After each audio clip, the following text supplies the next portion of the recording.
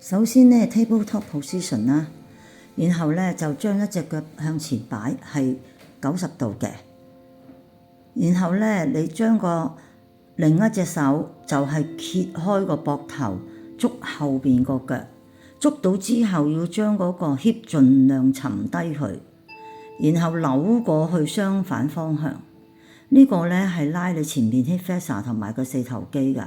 如果呢再可以加深少少呢，就係個 forearm 即係小手臂喺地下撳住你個腳背，再吸氣呼氣，再反開多少少，打開嗰個後腿多啲。好啦，佢一個 downward facing dog係一個舒緩動作先，轉另一隻腳一樣啦，前腳90，你個手指咧同埋個腳趾係成一直線啦。打開你個膊頭，揾翻後邊嘅腳之後，就要沉低個 hip， 盡量將個 hip 沉低，將個腳踢開你個手，捉腳個手亦都係攤開，唔好內旋咗個膊頭。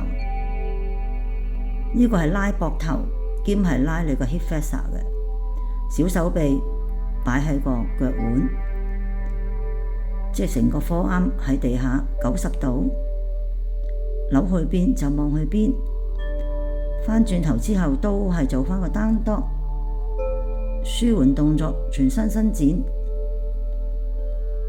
再可以去翻 child pose 放鬆。